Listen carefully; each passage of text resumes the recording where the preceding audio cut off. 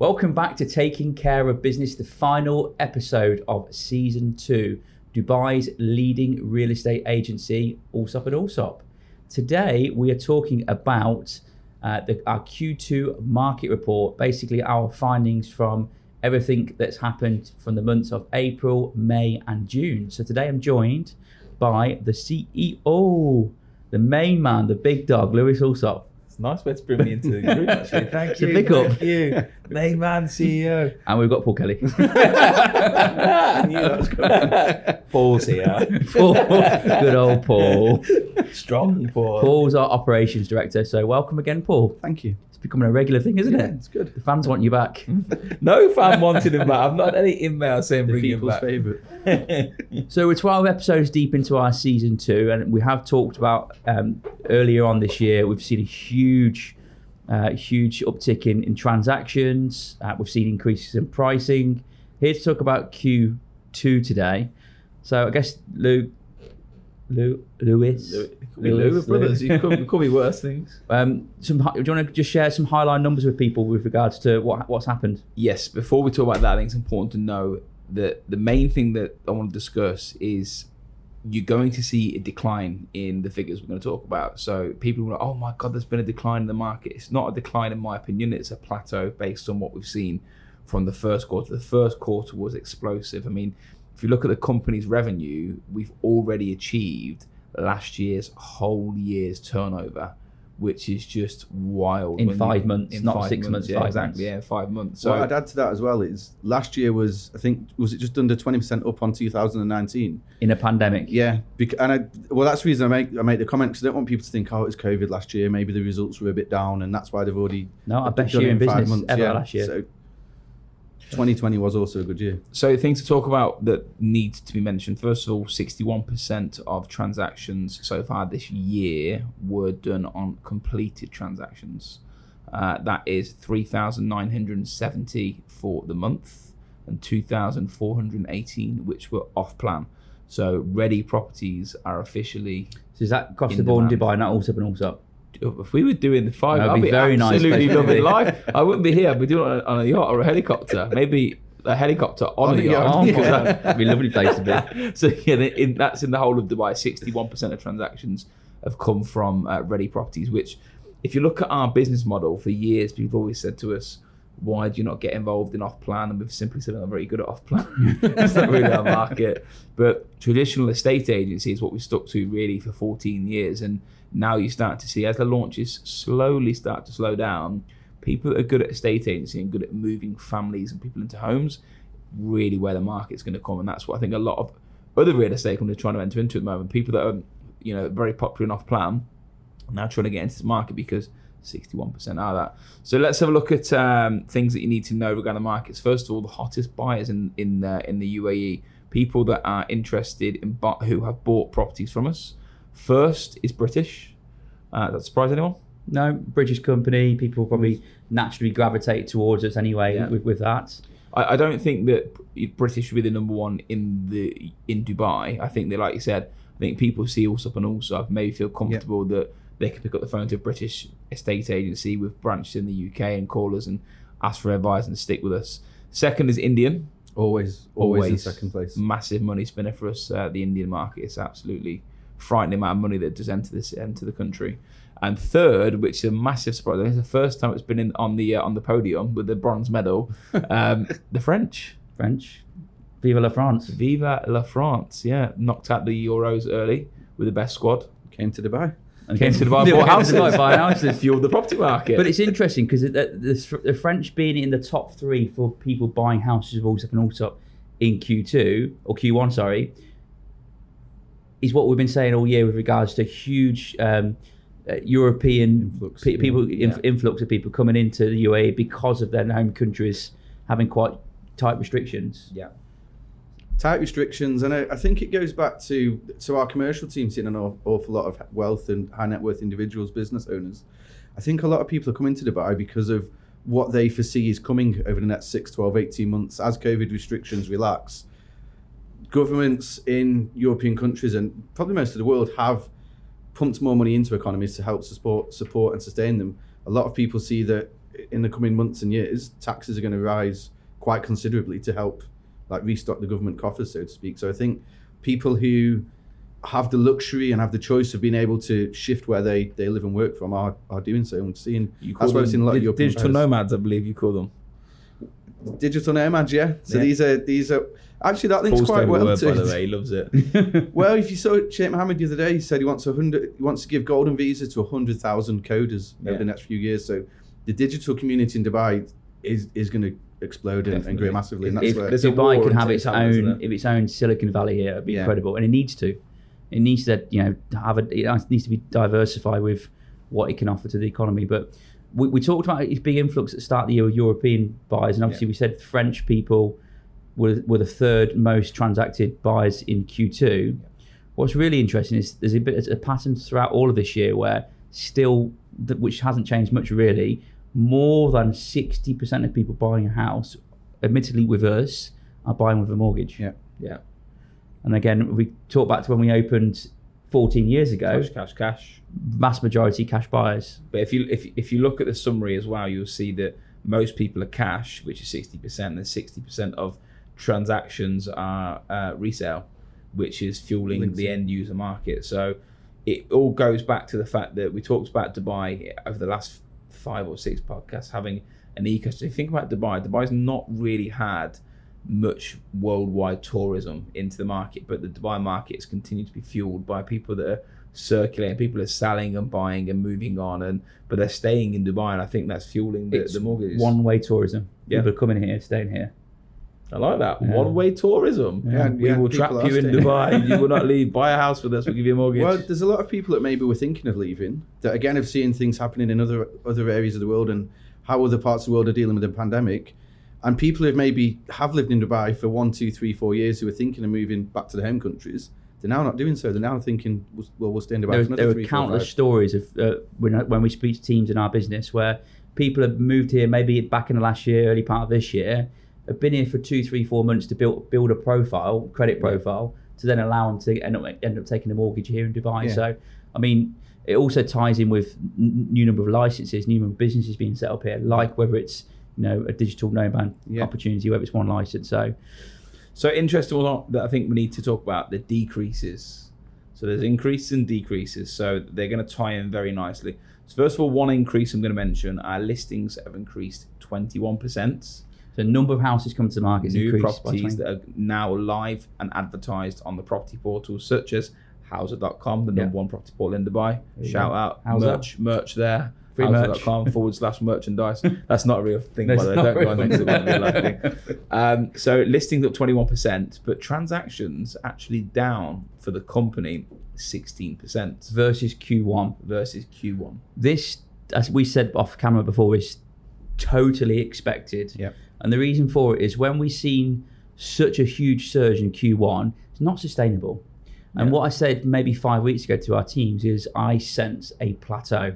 And the reason the plateau has actually happened is because the prices have surged in the first 3 months of this year, you've naturally got people that perhaps were in negative equity with their properties or were holding on to their properties because they wanted to see more market appreciation. So what you've now got is speculation in sellers that are putting houses on the market, trying prices which may be achievable, but more often perhaps not, which is resulting in our listings increasing. And because there's more properties to view from clients, naturally they're taking more time to make a decision. Because we talked about speculation with buyers for years. It's what everyone talks about. And Carl did say it off camera, and I was just like, wow, if you think about it, sellers are literally saying, oh my God, I can get another 2 million from my house. My mortgage can get cleared and I can buy something else.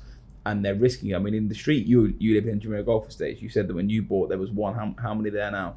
At the start of the year, there was 1 or maybe 0 listings on my street. There's only 99 houses on my street anyway. But as of a week ago, there was 7 or 8. That's just a indication of the market as a whole. Definitely. A lot of people are not even perhaps wanting to sell, but they're thinking, do you know what? If I can get X, I'll sell it.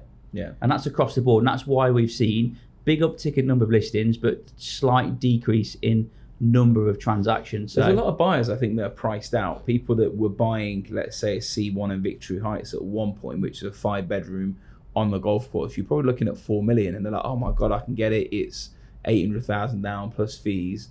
Now you're ticking over 5, and they're like, actually, now I need 1.5 million to buy the house plus fees. So all of a sudden, the actual cash outlay becomes a lot higher for them. So do you feel like the summer's happened a little bit early here there, Paul, in terms of, people typically travelling? It seems to me this year people are going away a little bit earlier. Yeah, well, I think it's just obviously a lot of people have been in Dubai for about 18 months now and not had the luxury to travel, whether even just for a simple holiday of getting out of Dubai.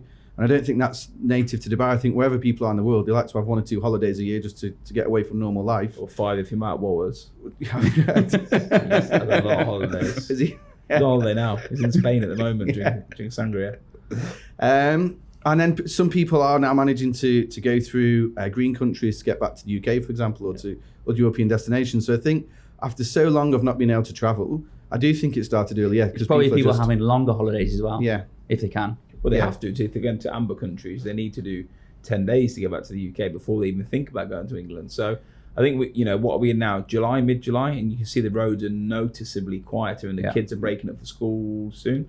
I think some have. Last week. So there's a notable trend on that. Just going back to the market a minute, which I think is good to mention. So now we're in a predominantly secondary market. Is that right? Secondary market. Well, that's a new one. Double market. Sounds great. But it's a secondary market. And I think I think what's good to see is the market correcting itself. Like we said at the start of the year, it is unsustainable, the advance that went on. But Dubai in the past has been people have labelled it as, there's bubbles and the peaks and troughs are so high and so many spikes. So it's good to see as the market is maturing, it's kind of checking and balancing itself. It doesn't need... There is a caveat to it though. Prices are not dropping. Prices are up 4% from Q1 to Q2. So 100% people are listing their properties a lot more. They're probably getting less than what they're asking, but the prices are still climbing, and I don't see them stopping unless buyers suddenly say, I'm not buying. What I will say to that is I don't see prices declining. I see them plateauing, yes. Maybe prices declining in the amount of increase. That makes sense. But what about in the market? What will it in do? the market. But what I mean by that is if the start of this year we've seen double-digit growth, 10, 11, 12, 15% in some areas, 2%. You might see 1s, 2s, quarter on quarter. And if we can get low single digits per year, that for me is a very, very healthy... I'm sure we might. Yeah. Do you know the biggest problem at the moment that's not being talked about that brokers will face and buyers are facing at the moment? And me personally, I've seen this firsthand with a couple of transactions I've been involved in where, because valuers at the moment are valuing houses in an increasing market, they are so behind the pace, and this is really a warning to buyers. If prices are increasing, we may do the sale on MOU, and in 3 months' time the market goes up. But when they get the comparables, they're getting comparables 3 months old. And in an increasing market, your property is getting undervalued. A lot of houses are being undervalued. So people don't know what that means in terms of when you take a mortgage, the bank will always instruct a surveyor. Surveyor will go out to the property to determine what you're buying it for. Is it worth that? Correct. And obviously we had a period over end of Q1, beginning of Q2, where the surveyors are going in and actually down valuing what people were buying it, because the data they use is via the land department and or different sources. Completed data, which is typically 3 to 4 months behind the lag of the marketplace. So obviously you'd agree a sale, and when you agree the sale, it takes 3 months to get to completion, and by the time it gets to completion, that's when it's lodged and on the database to say, hey, this is what it sold for. But in that 3 month time period, price has gone up. So this is one of the problems that a lot of brokers are facing at the moment. Paul, we talked about the stats in terms of a small decline or a plateau in number of transactions, the number of listings going up. If you're giving any advice to a seller today about what to expect in the marketplace, what advice would you give? So the first advice I would give is sit down with your agent, because a lot of sellers still want to do things over the phone. Quick phone call, I want this price, see if you can get it me, etc., etc. Ask your agent to come to your house, bring comparable evidence, transactional and what's on the market at the moment, and run through with you what the property market is, because your example's brilliant. At the start of the year, there was one property on the street. So if there's any buyers in the market, they'll gravitate into that one property. Now there's 7 or 8 properties on the street. So if you're a seller coming to the market, and you're genuinely motivated to sell, you're not just hanging it out there to, if I can get this price, I'll pay the mortgage, I'll be able to do this, that, and the other. If you're genuinely motivated to sell, you have to come to the market at a competitive price. So awareness from a seller's perspective of what's in and around your area. I mean, for me, I think there's no harm in a seller being bullish, Lewis, in terms of asking a high price, but that high price has got to be comparable to what else is in the area. So, for example, where you used to live in Victory Heights, if something's worth, let's say the nearest property worth 5.5 million dirhams, if you want to try and ask 7 or 8, you're not going to sell it. Yes and no. Depending on obviously the condition. Depending on the condition, the location. It's very, get what you said a minute ago, getting your agent round. If you go online and say, oh, you've got a 5-bed villa in Victory Heights, hypothetically, you could throw a pin at a dartboard and hope that you get something. But the reality is that location, plot, upscale, extension have to be taken into consideration, and then comparables.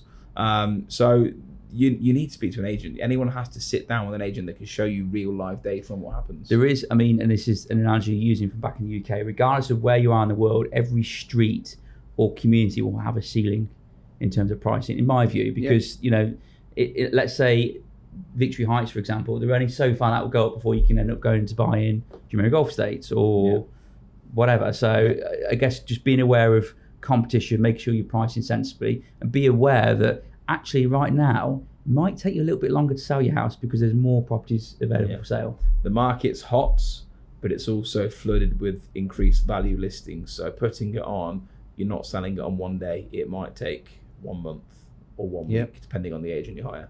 If I also and also, that'll probably be the week. Good. What about tenants then? So just looking at the tenants data here, people renting properties, clearly there is a shape towards people paying less frequently, or more frequently even. Sorry. So our stats here basically say more than 45% of people who rent a property for Allsopp and Allsopp rent in 3 or more checks. It's good. It's where the market should be. I mean, I don't know if anyone's seen yesterday, but the Land Department announced some sort of initiative with direct debits. So is that a sign that that's where the world in the UAE? I don't think it's an announcement, but it's a sign that they're trialing it and taking ideas. I think it's the way it's going to go. Where else in the world can you go, oh, do you want to pay rent? Welcome to Dubai. Are you from England? Give us £25,000 in cash for 1 year up front. You go, but it's not just that. I mean, what blows my mind now is in 2021, and we're using checkbooks. Checks. What's going on? The bane of our life, me and you. I reckon I sign 100 50 each. Yeah, every single day. So lots of people are paying more frequently. Typical nationalities of buyers, top 3, British, Indian and Lebanese. Didn't surprise me again. I think Canadians always been around there, by the way. The Canadian market is very interesting one. And again, Indian and British are very, very dominant in ours. But yeah, the 3+ check scenario, that is where a lot of people are requesting it. You still get some landlords request 1 check. I mean, strangely, I rented one of my properties, I said on the last podcast, and I put it online and I rent it within a day, which is great. But the guy just called and went, we'll pay asking price, 1 check. I was like, what? Yeah, you pay 1 check. So people sometimes have this conception pre-existing that you have to pay in 1 check. Obviously, if you're a landlord, you're taking it. Well, prices and lettings price transactions. So just look at the numbers here. We've seen a mixture of increases and decreases. Paul, just talk us through the lettings numbers. Yeah, so since from Q1, there's an 11% decrease in the average lettings price transaction, Q2 versus Q1 through Allsopp and Allsopp this year. But I don't think that's a warning sign for the market. I think it's more so that at the start of the year, going back to what we're saying, the explosion and how unsustainable it was and all the money that was coming into Dubai. If you go back to podcasts or things we were putting out in the Q1, it was all about the luxury lettings market had taken off, and we're doing a lot of palm villa rentals, for example, a lot of penthouse rentals.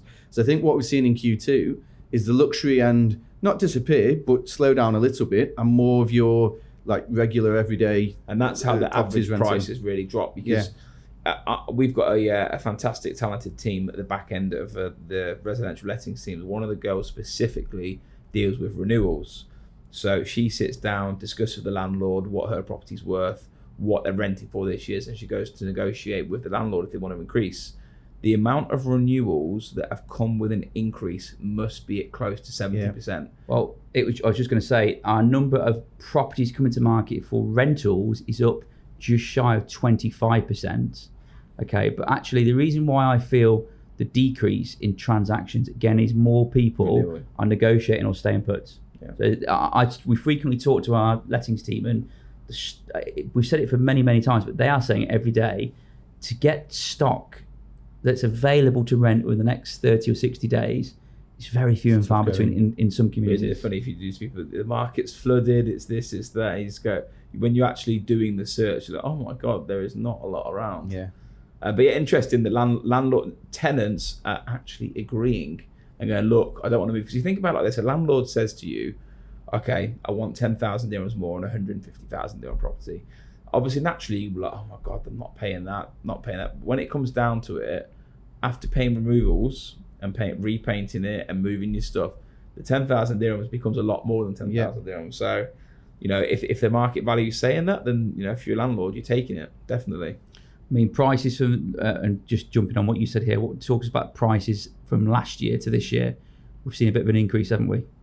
In lettings, average price, 2% increase in the average price, which is natural, and also 20% increase in tenant registrations, which may be surprising to some people because obviously travel's been restricted a lot over the last 12 months. So average letting price for 140,000 dirhams I've seen there, that's really looking at a townhouse villa, isn't it? That's the price you're paying for. Which fits with the narrative, of people moving away from apartments, again, with everything that's gone on over the last year, into villas where they got more space, a garden. And okay, so that's the Q2 report. One final thought from you, Carl. If you were to give your forecast for the next quarter in terms of if you're a buyer and you're a tenant, where is the market going? When we talk about quarter to quarter, I think it's very difficult to gauge the year over a quarter. It's really probably looking at it as a whole year, as a whole. If you actually look at Q1 and Q2 combined, we're probably still seeing increased number of transactions and also increased property prices.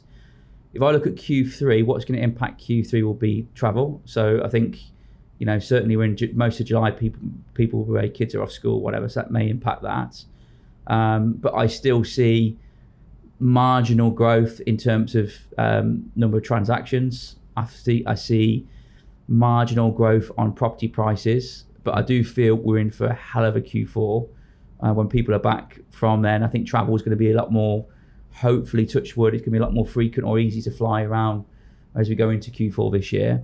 And I think there'll be a lot of pent-up demand that we've not seen from outside of the country rather than in country. And we've got the Expo as well. Yeah. So I'm not saying that it's going to drive prices up instantly as it starts, but I think there'll be a real buzz around Dubai as a city towards the end of the year with the Expo starting and running into next year as well. So, and not only that, we're seeing continually more and more new businesses that do not actually have an operation here in Dubai come into Dubai. Our commercial department every single week are dealing with new firms that come into the country. Big companies as well, big international companies. I mean, one of the main things for me to take away from this is that a lot of my friends that have lived here a long time are now buying houses or have bought houses and moved in, and that just shows, And some that have not wanted to part with cash and have been in it for a long time. Yeah. The guy, he sleeps on his bed of money. He doesn't take it to the banks. He's scared of the banks, and everyone is the tightest person I've ever met. And if you get him to buy a townhouse in Jumeirah Golf Estates, then that means that the market's good. That's the barometer of the market. Fletch is the barometer of the market. But there is a realisation that more people want to stay here, are going to stay here, stay in country a bit longer. I'm really bullish. Look, I think at the end of the year, we look back, but at the end of 2021, and we can see 4, 5, 6% increase in property prices. Let's call it maybe early double digits, 10% increase in property transactions versus the previous year.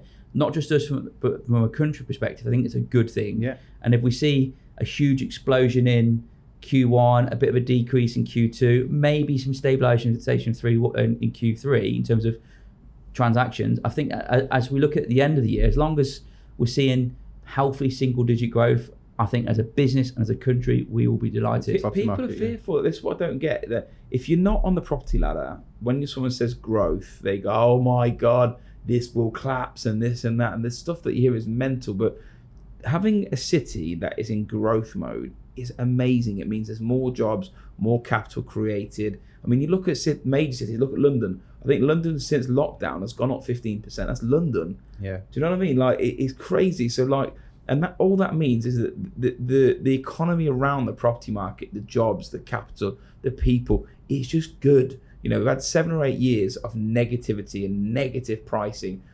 Enjoy when the market's going up, and I think we've got a good few years ahead of us. Paul, any closing comments from you? What you think how the market's going to perform this year? No, I don't want it to sound like a cop-out, but I'd agree with your comments, really. What he said. Yeah. Basically. What about the market? How's that going to go? Tell us about the market. If I was going to say anything different, it'd just be talking for talking's sake. I think you spot on. I think Q3, a bit of stabilisation. Q4, we'll see a bit more increase. And if we can see, exactly as you said, single-digit increases, then it's a healthy property market. So can I summarise what you just said? Yeah, can you say it again? Okay, guys. Well, thank you very much for listening today, taking care of business. Again, thank you, Lewis and Paul, for your very good insights on the markets. On the market.